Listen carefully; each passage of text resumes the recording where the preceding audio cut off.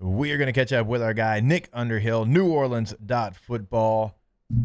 Nicholas, how we doing, sir? Gentlemen, how you doing? I'm doing good. I guess I should have asked, is it Nicholas? Because my dad, he's just Joey, not Joseph. His dad was Tommy Joe, not Thomas Joseph. His brother was Sammy and not Samuel. So I guess I just assumed, but is it Nicholas?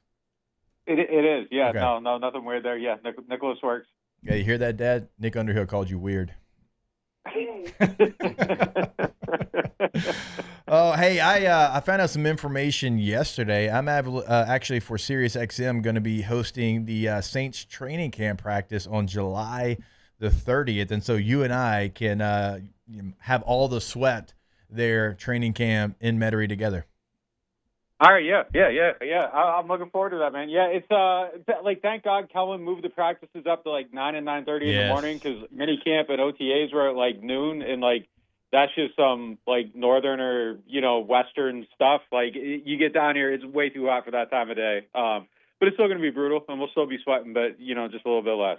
Yeah, look, in SiriusXM, if you want to send me out to the Irvine practices as well, starting August the 6th, we can make that happen. So just putting that out there. But I mean, training camp is truly right around the corner. I mean, we are 2 weeks away, really less than 2 weeks away. Outside of the quarterback position battle, the first thing when you get out the notepad and you flip it open, what is the first note you want to take because you've been waiting to see it?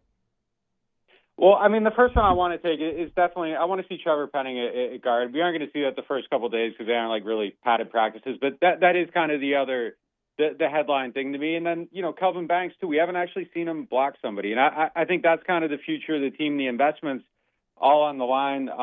PFF did their offensive line rankings yesterday. They had the Saints 20th. I think that's maybe shortchanging them a little bit, but if they cash in on their potential, it should be a really good group. So that's at the top of the list. And then my second bullet point is just what's happening at corner, because I think that's imperative too, just in terms of the team building going forward. If Kool-Aid's good, if Alante is, Alante is a fascinating story right now because I think he has a scintillating skill set, but it hasn't quite materialized in the type of production consistently that you want. And I think that's a little bit beyond his control, just in that they've moved him around so much. But he's in a contract year, and if he doesn't get the Pete Werner week 3 of training camp deal, and he bets on himself this year, and he gets through that, he's someone that I could see having a great season and just cashing out and going somewhere else. And it's also one of those things where if you pay him, it's a little bit of a gamble right now too. So that's a huge story to me going into camp. Him and Rashid Shaheed, I think, are both kind of candidates to try to get paid now. And honestly, if I was the agent of either player, I'd tell him to go through the season. I don't think Shaheed could get hurt, and I think he still gets paid whatever he's worth today right now. But if he goes through a season and he's healthy and he plays all 17 games, and he also just switched agents to Drew Rosenhaus, so we kind of know probably what he's thinking. You go through it and you have a good season, you're getting mega bucks. But I think those are kind of the real big things going into the training camp right now. Yeah, and you said it, OTAs and minicamp are one thing. You get to see a little bit, you get to diagnose a little bit. There's some notes you can write down, but training camp, once you get the pads on and start hitting and getting physical, that's when you can really see how players are going to react, what players could potentially be, what the team could potentially be, and kind of to that. Especially when you get to see somebody else with some pads on. Do you know if the Saints have any plans or they've already scheduled some joint practices with any other teams? Zero. They aren't doing any this year, which is a little bit of a surprise to me. I thought for sure they'd do some with the Chargers out there or somebody else. There's a ton of teams out there in California, and they did not set anything up, which, I think that's kind of disappointing. It's usually the best work to me. You get to go through and say, hey, look, we're going to run 40 red zone plays and have that perfected by the end of Thursday's practice. And then on, Friday, we're going to work these situations. It's usually better work than the games. I always feel like it's more informative than those preseason games. I was a little bit surprised to see that one play out like that. I can't remember the last time the Saints went through a camp without joint practices. I don't know if that's a Kellen Moore ethos, or if it's just like a matter of like, hey, like I need to, build my program and focus on what we're doing this year and then kind of look somewhere else. But I was surprised by that. And we always get like the best like training camp fights in those too. So, no. Like, oh yeah. What is the best training camp fight you've ever seen? Like, was there a memorable one that stuck out? Like these two monsters were just going at it. Yeah, I mean, easily it was one guy, and it was because he was fighting every single day. The first year Trevor Penning was here, it was insane. Let's go. It was like day one of training camp, and he's just like he's throwing punches at people. It was wild, and it just kept happening like day after day after day. Like Sean Payton had to tell him to chill out. Like it was a lot. Like he was definitely the guy that comes to mind. Early on those. I like a lot of the receiver cornerback battles. Like those usually build up over time, where it's like a lot of talking and then like it pops off. But like Penning was like a 90s heavyweight fight, like just going after people. And when the big guys go at it, like there's a little more to it. So was he good? He's definitely, was he good at it?